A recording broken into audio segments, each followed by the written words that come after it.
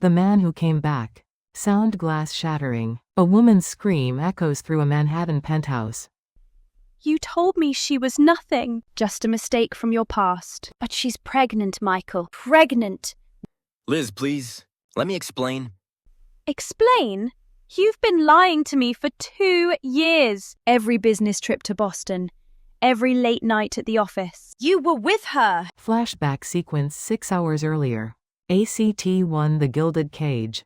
Scene Upper East Side penthouse, 700 a.m. Sunlight streams through floor-to-ceiling windows overlooking Central Park. Elizabeth Hartford, 32, stunning in a silk robe, arranges fresh peonies in a crystal vase. Everything looks perfect. Too perfect. Elizabeth to herself, practicing a smile in the hallway mirror. Happy anniversary, darling. 2 years of bliss. Her smile falters for just a moment. She touches her reflection, noticing the exhaustion barely concealed by makeup. Michael Hartford, 35, enters from the bedroom, adjusting his Hermes tie. Tall, handsome, every inch the successful Wall Street executive. But there's something cold in his eyes. You're up early. It's our anniversary. I wanted everything to be special. Right. 2 years? Time flies. I was thinking we could do dinner at Le Bernardin tonight. Maybe take a long weekend in the Hamptons? We haven't had time alone in months. Can't tonight. Big client meeting. Might run late. Michael, it's our anniversary. And I have a job that pays for all this. Silence, heavy and suffocating. Elizabeth flinches. Look, I'll make it up to you. But right now I need you to understand work comes first. It always has. More than me. Don't be dramatic. You knew what you were signing up for when you married me. He grabs his briefcase and heads for the door. Did I? Because I thought I was marrying someone who loved me. Michael pauses at the door, his hand on the knob. For a moment, it seems like he might turn around, might say something. But he doesn't. I'll try to be home by 10. The door closes. Elizabeth stands alone in their expensive, empty apartment. She looks down at the flowers she'd arranged so carefully. In a sudden burst of rage and pain, she sweeps the vase off the table. It shatters on the marble floor. Flashback 3 years ago. Scene a trendy Brooklyn cafe. Warm, intimate. Elizabeth, vibrant and laughing, sits across from Sarah Chen. 29, her childhood best friend. So you're really going through with it? Marrying Michael Hartford? I know it seems fast, but Sarah, when you know, you know. He's everything I've ever wanted. Liz, you've only known him 6 months. And didn't you say he just got out of a serious relationship? That's over. Ancient history. She was just some girl he dated in Boston. It didn't mean anything. Did he tell you that, or did you just assume? He told me multiple times. He said, I'm the one, the only one who matters. Just be careful, okay? Rich Wall Street guys, they're not always what they seem. Michael's different, you'll see. But as she says this, we see uncertainty flicker across her face. She knew, even then. She just didn't want to admit it. Back to present 200 p.m. Scene Elizabeth sits in her therapist's office, drive. Julia Morrison, 50s, wise and empathetic. This is clearly not their first session. Elizabeth, we've been talking about your marriage for 6 months now. Have you considered what I suggested last time? Leaving him? I said considering what you really want. What makes you happy? I don't even remember what that feels like anymore. Everything is just going through the motions, smiling at his business partners, hosting dinner parties, pretending everything is perfect when I feel like I'm drowning. Does he know how you feel? I've tried talking to him, but Michael, he doesn't want to hear it. He thinks if he throws enough money at the problem, a new bracelet, a weekend in Paris, everything will be fine. But it's not fine. No, it's not. And I think there might be someone else. This is the first time she's said it out loud. The weight of the words hangs in the air. What makes you think that? The late nights, the business trips that seem to happen more and more frequently. The way he's distant. Like he's physically here, but his mind is somewhere else, with someone else. Have you asked him directly? I'm terrified of what he'll say, because if he admits it, then it's real. and I'll have to make a choice. Elizabeth, you already know the truth. You're just afraid to face it. 4:30 p.m., The Discovery. Scene: Elizabeth returns home early, arms full of groceries for a romantic dinner. She's planning despite Michael's earlier dismissal. She's determined to save their marriage, even if he's not. As she unpacks, Michael's phone buzzes on the kitchen counter. He forgot it in his rush this morning. Elizabeth glances at it, then freezes. Sarah, see Michael, we need to talk about the baby. I can't keep doing this. Elizabeth's hands shake. Sarah? Sarah? Her best friend Sarah? No, it can't be. Different Sarah. Has to be. But her fingers move of their own accord. She picks up the phone. The passcode, she knows it. He never changed it from their anniversary. How fitting. She opens the messages, and her world shatters. Message thread scrolling back months. I miss you. When can you get away again? Next week, Boston Conference. I'll book us the usual suite. I hate lying to her. She's my best friend. She doesn't need to know. This is about us.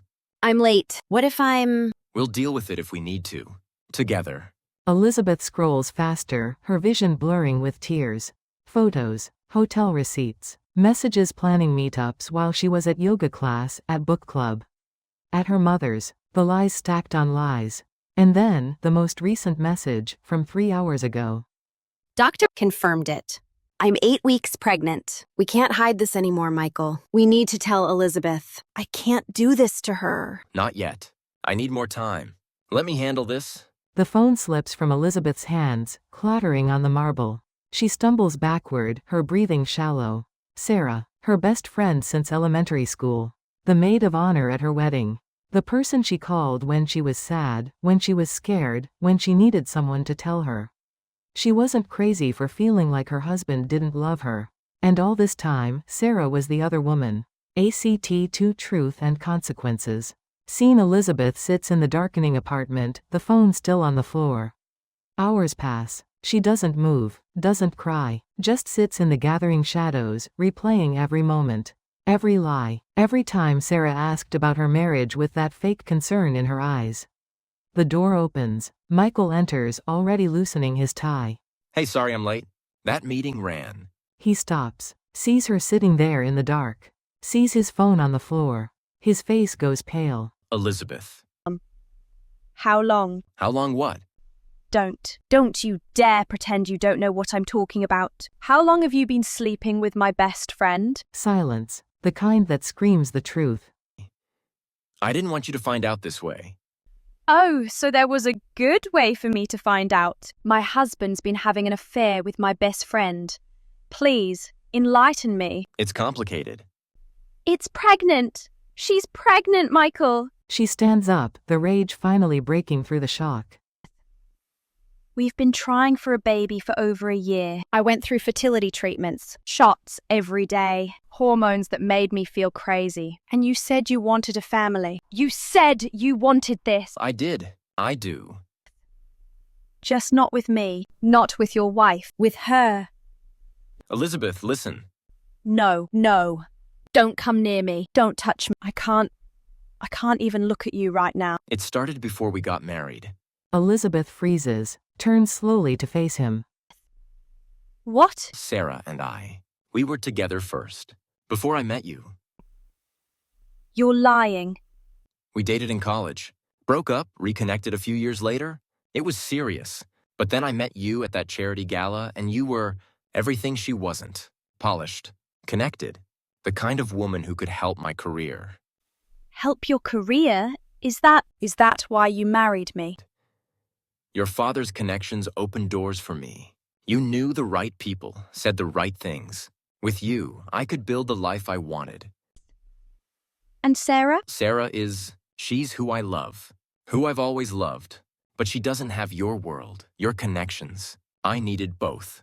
The perfect wife for show and the woman I actually wanted behind closed doors. Elizabeth's legs give out. She sinks onto the couch, her entire body shaking. 2 years. Our entire marriage was a lie. Not all of it. All of it. Every I love you, every kiss, every time you held me, and I thought maybe we could make this work. It was all a lie. She grabs the nearest thing, a crystal award from one of Michael's business achievements, and hurls it against the wall. It shatters spectacularly. Did you and Sarah laugh about me? Poor, stupid Elizabeth, so desperate for love that she didn't even notice her husband was in love with someone else. It wasn't like that. Then what was it like, Michael? Tell me. Make me understand how the two people I trusted most in this world could do this to me. Michael runs his hands through his hair, pacing.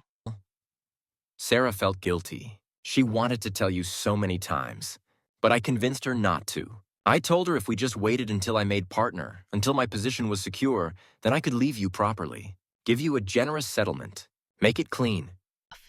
How noble of you. And the baby? How does that fit into your master plan? That wasn't planned.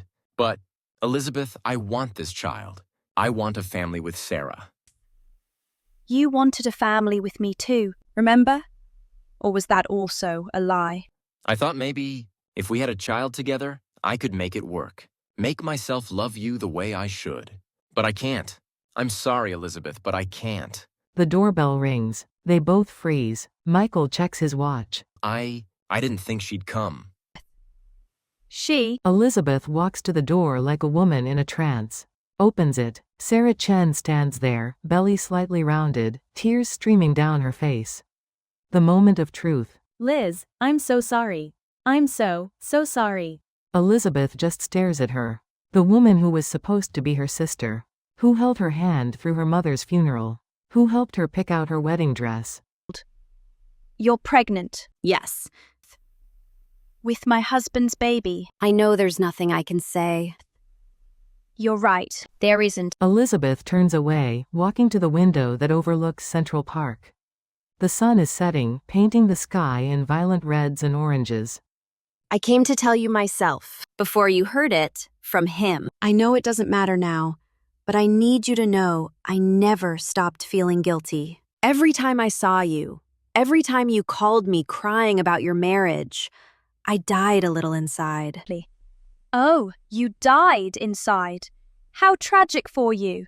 Meanwhile, I was actually living through it, actually being lied to every single day by the two people I loved most. You're right. You're absolutely right.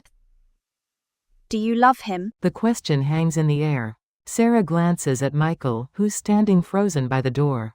Yes, I do. I always have. And you? Do you love her? Yes. Then why did you marry me? I told you. For my connections, for my father's money, to advance your precious career. But here's what I don't understand. If you love her so much, why not just be with her? Why drag me into this? Because of his mother. Elizabeth turns to her. Margaret Hartford, the ice queen of Manhattan society. She never approved of me. Working class Chinese immigrant family. Not their kind of people. She told Michael if he married me, she'd cut him off completely. No trust fund, no connections, no support. So you chose money over love. How very you. I chose survival. I grew up with nothing, Elizabeth. You don't know what that's like. When I finally had a chance to make something of myself, I took it. Yes, it meant marrying you. Yes, it meant lying, but I was going to make it right eventually. Eventually, after you'd used me up completely, after you'd gotten everything you needed from my name, my family, my connections. She walks to the bar, pours herself a scotch with shaking hands.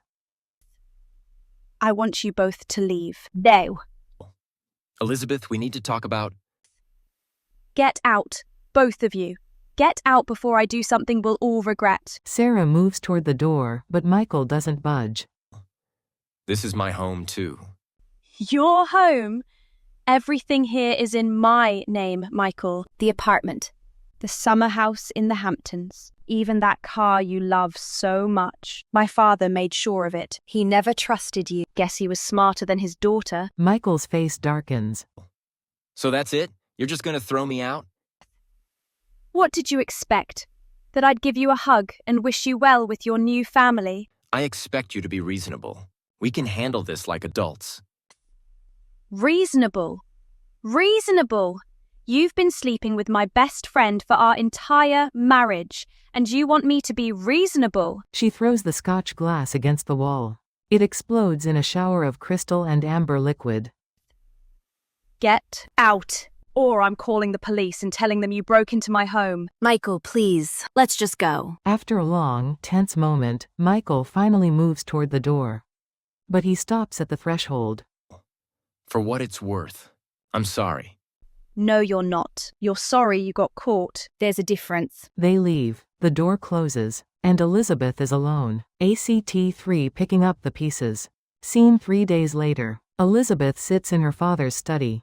Richard Bradford, 65, distinguished with silver hair, listens to his daughter's story with growing fury. I'll destroy him. One phone call, and he'll never work in this city again. No, Dad. I don't want your help. Not like that. He used you, Elizabeth. He married you for your connections, for my money. I know, and that's why I need to handle this myself. My whole life you fixed things for me, cleaned up my messes. But this, I need to do this on my own. What are you going to do? I've hired a lawyer, best divorce attorney in Manhattan. I'm taking everything, Dad. The apartment, the house. Every penny I can legally claim, not because I need the money, but because I want him to feel what it's like to lose everything. Good. And the girl? Sarah? She's pregnant with his child. She's got her own hell to deal with. Pause. Elizabeth fidgets with her wedding ring, finally pulling it off and setting it on the desk. You know what the worst part is?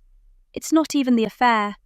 It's that he never loved me, not for a single second. Our entire marriage was a business transaction to him, and I was too blind to see it. You weren't blind. You were in love. There's a difference.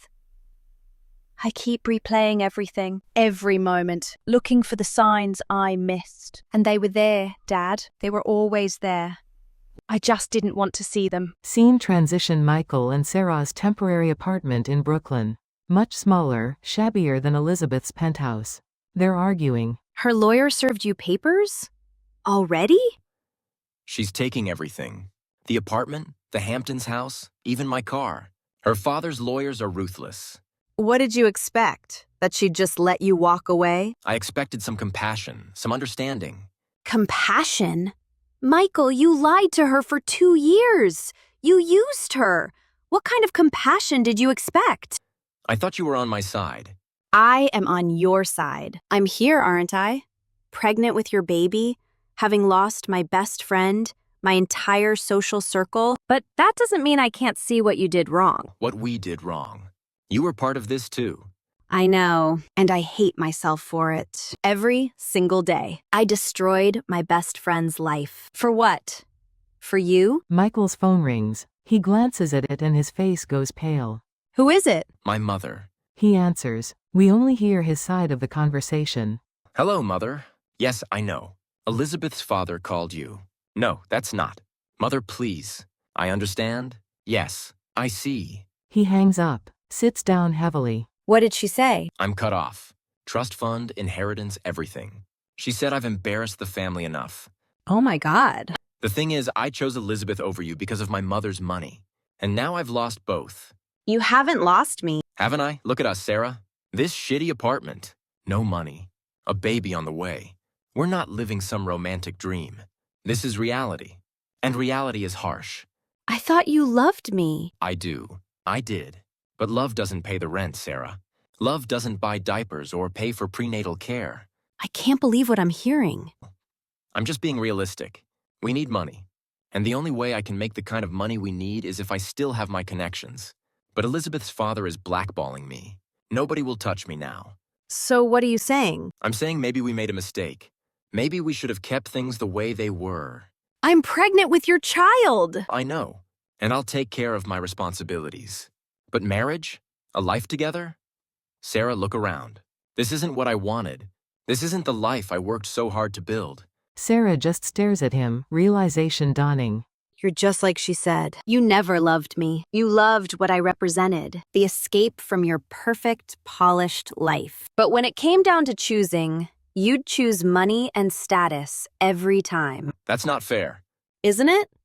You married Elizabeth for her money and connections. You kept me around for what? The ego boost of having someone actually love you? And now that both options are gone, you don't want either of us. Sarah. I destroyed my best friend's life, my oldest friendship. I became the villain in someone else's story. And for what?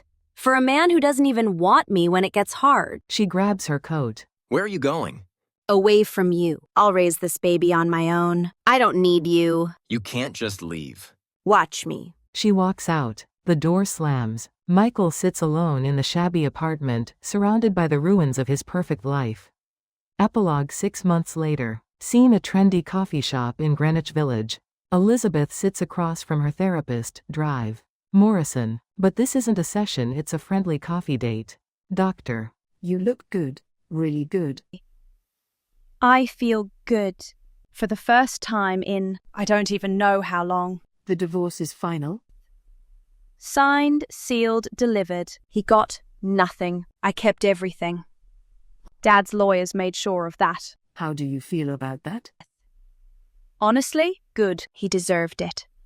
He used me, lied to me, wasted 2 years of my life. The money doesn't even matter. I have my own trust fund. But watching him lose everything he cared about, that felt like justice. And Sarah? Elizabeth's smile fades slightly. She had the baby, a girl. I heard through mutual friends. She's raising her alone. Michael wanted nothing to do with it once he realized how hard single parenthood would be. Have you spoken to her? No, and I don't plan to. Some betrayals can't be forgiven. She made her choice. Now she has to live with it. And you? What's next for Elizabeth Hartford? I'm going back to school, getting my MBA, and I'm starting my own business, consulting for women going through divorces, helping them navigate the legal and emotional aspects, using my experience to help others. That's wonderful. And I'm dating. Nothing serious yet. But I'm open to it. For the first time, I'm not looking for someone to complete me or save me. I'm complete on my own. If someone comes along who adds to my life, great. If not, I'm happy alone. Her phone buzzes. She glances at it and her expression changes: shock, then something harder to define. Everything okay? It's Sarah. She wants to meet. Says she has something important to tell me. Are you going to respond? Elizabeth stares at the message. Her finger hovers over the delete button. Then, slowly, she starts typing. I'm going to meet her, not because I forgive her, not because we're going to be friends again, but because I want her to see what she didn't destroy. I want her to see that I survived, that I'm thriving. And if she wants forgiveness? Then she'll be disappointed. Some things can't be forgiven. Some betrayals cut too deep. But I can give her closure. I can let her know that while she and Michael destroyed our friendship, they didn't destroy me. Final scene: a week later. Elizabeth sits in the same Brooklyn cafe where she and Sarah used to meet. Sarah enters, looking tired, a baby carrier in her arms. She sees Elizabeth and hesitates. Thank you for coming. You said it was important. I wanted to apologize, face to face, not over text or through lawyers. I wanted you to see me and know that I understand what I did to you. Okay, I'm listening. I was selfish, cruel. I let my feelings for Michael override everything. Our friendship, basic decency, my own morals. I told myself it was love, that it justified everything, but it didn't. Nothing justifies what I did. Elizabeth says nothing, just watches Sarah with an unreadable expression. I lost everything. My best friend, the man I thought I loved, my self-respect. And you know what the worst part is? I deserved it. Every bit of it. Is that what you wanted to tell me? That you're suffering? No, I wanted to tell you that you were right. About everything. Michael never loved me. He used me just like he used you. And when things got hard, he bailed. Left me alone with a baby and a mountain of debt from his failed business ventures. You want my sympathy? No, I don't deserve your sympathy. I just wanted you to know that karma is real, and I'm living proof. The baby stirs, making small sounds. Elizabeth glances at her. What's her name? Emma. Her name is Emma. She's beautiful. Thank you. Long pause. Elizabeth takes a breath. I can't forgive you, Sarah. What you did, it broke something in me. Broke my ability to trust, to believe in friendship. I don't think I'll ever get that back. I understand. But I don't hate you. Hate takes energy, and I won't give you any more of my energy. You did a terrible thing. You're paying for it. And honestly, that's enough for me. I'm so sorry, Liz. If I could go back.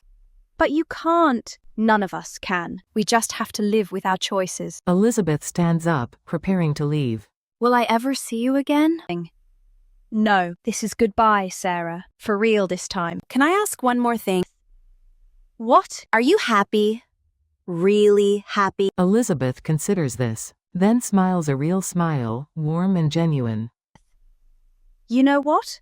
I am. Not because of you or Michael or anything that happened, but because I finally realized I don't need anyone else to make me whole. I was always enough on my own. She walks to the door, then turns back one last time. Take care of yourself, Sarah, and take care of Emma. She deserves better than what her father can give her. And with that, she's gone. Sarah sits alone with her baby, tears streaming down her face. Outside, Elizabeth walks down the street, her head high, her steps confident. The sun is shining. A new chapter is beginning.